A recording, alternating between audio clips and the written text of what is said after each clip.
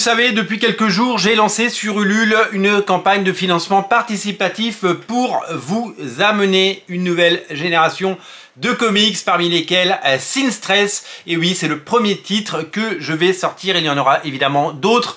La campagne se passe plutôt bien. Nous avons atteint l'objectif. Et certains d'entre vous eh bien, n'étaient pas au courant que depuis maintenant plus de 15 ans, j'édite des comics et que j'ai amené un nombre assez incalculable de comics. Plus que de 80 titres ont été publiés, soit amenés par mes soins. Et c'est un joli petit bilan auquel je voulais je voulais vous faire part de ce bilan pour pouvoir évidemment se rendre compte à quel point la variété et la richesse de ces titres a pu remplir le cœur de certains fans, et je suis sûr que vous avez un de ces titres dans votre collection. La campagne pour Sin Stress, elle continue, elle est en lien en descriptif de la vidéo.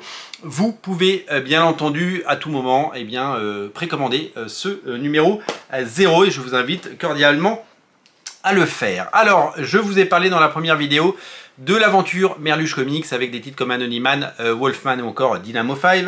Je vous ai parlé de l'aventure Glénat Comics avec des hauts et des bas et surtout des succès incroyables comme Fairy Quest, plus de 10 000 exemplaires, ou Lady Mechanica, plus de 100 000 exemplaires. C'est de très beaux succès et je suis ravi de vous avoir amené ces titres. Je vous ai parlé du fait que j'avais au fil des années pu éditer à travers toutes ces comics des auteurs que j'ai adoré lire, comme Robert Kirkman sur Wolfman, comme Warren Ellis sur Ignition City, comme Kurt Busiek sur Superstar, Humberto Ramos, Brian Augustine sur Crimson, des auteurs comme Stuart Timonen sur Clair Obscur par exemple. Voilà, donc vraiment une galerie. Jay Farber, Mahmoud Asrar, il y en a, ils sont tellement nombreux. Des auteurs que j'ai pu, évidemment, excusez-moi, ça devait sortir, des auteurs que j'ai enfin pu avec qui j'ai pu travailler, certains que je continue de côtoyer comme Paul Jenkins, qui évidemment sont des auteurs que j'adore.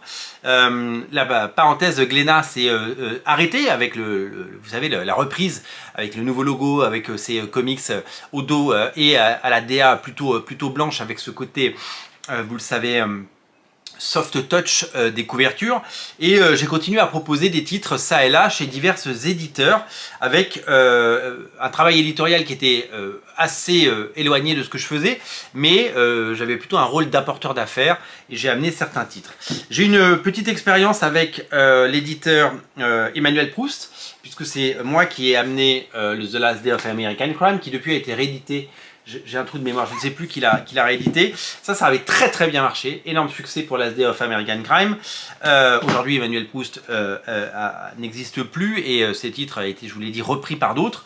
Et puis, j'ai eu le plaisir de croiser le destin de l'éditeur Graves et Plein. Graves et Plein, à qui j'ai proposé, puisque Glénat ne souhaitait pas continuer à éditer les titres inédits de Danger Girl, de rééditer les inédits de Danger Girl et la série principale. Voilà comment je me suis retrouvé à lui proposer. Alors je n'étais pas éditeur, j'étais juste un apporteur d'affaires.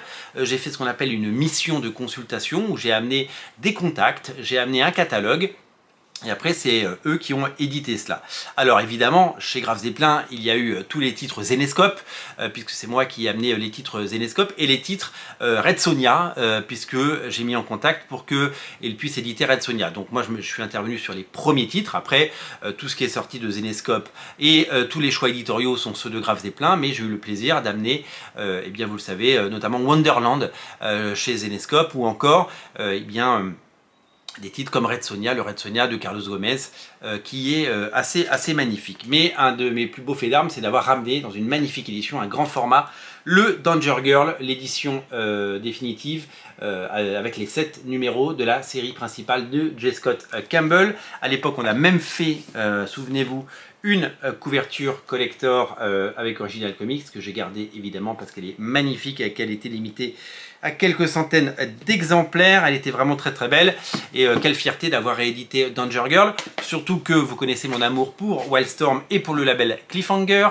Sachez que ce label, je le porte vraiment dans mon cœur, et que quand on met tout bout à bout, j'ai réédité Crimson, j'ai réédité Out There, j'ai réédité Danger Girl, j'ai eu le plaisir d'éditer Silent Dragon également, enfin d'amener tous ces comics qui sont des comics Wildstorm.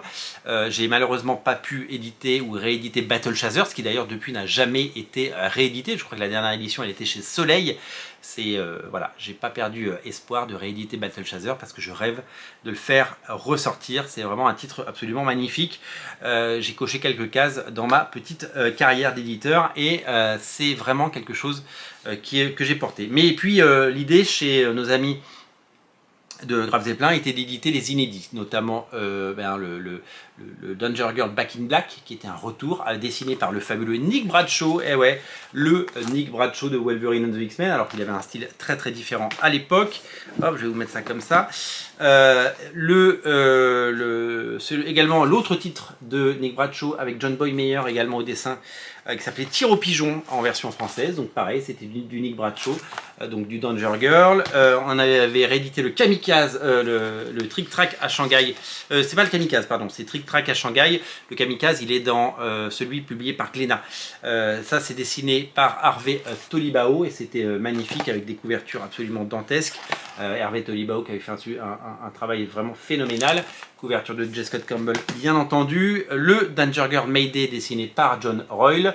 Voilà, donc un des auteurs que j'adore vraiment. Et un travail phénoménal sur ce Danger Girl Mayday qui était de toute beauté. Également Danger Girl Renegade, donc avec encore une nouvelle magnifique couverture de J. Scott Campbell. Voilà, donc ça c'est eux qui les ont édités, hein, c'est pas moi qui les ai édités. Mais c'est Steven Molnar au dessin qui a œuvré et qui a fait des petites merveilles. Il y a même eu le crossover G.I. Joe Danger Girl, également dessiné par John Royle. Magnifique ouvrage que j'espère que les fans de Danger Girl et les fans de G.I. Joe peuvent avoir. Et puis le Danger Girl Army of Darkness qui était dessiné par Chris Bolson. Regardez comme c'était joli. Voilà, donc quasiment, je crois que toutes les séries Danger Girl sont sorties. Du coup, je crois que le seul titre qui n'a jamais été réédité, c'est le Danger Girl Batman, dessiné par Lénine Francissiou. Pour des questions de droit, ça a toujours été compliqué. Donc voilà, donc il y a eu pas mal de choses, comme vous pouvez le voir, pas mal de titres, pas mal d'aventures éditoriales. J'ai eu plaisir à faire ces petites missions, ça et là, qui ont à chaque fois alimenté la société et donc qui a permis de faire grandir Original Comics à l'époque. Et donc vraiment, ça a été quelque chose d'assez étonnant. Demain, on parlera du dernier chapitre de mon aventure éditoriale, qui est en fait l'avant-dernier chapitre. C'est au sein d'Original Comics, on avait créé le label Alayan Comics et on en parlera demain dans la prochaine émission. Parce que le dernier chapitre, il est en train de s'ouvrir et c'est évidemment Sin Stress que je vous invite à retrouver en lien descriptif de la vidéo. Soyez nombreux à découvrir ce comics, il est de toute beauté, il est merveilleux. Moi je vous dis à demain pour de nouvelles aventures, pour parler de ces aventures éditoriales, et à tout à l'heure pour une nouvelle émission sur Radio Comics. Merci d'être si nombreux, abonnez-vous à la chaîne, soutenez Sin Stress, le lien est en descriptif de la vidéo, on compte sur vous, salut.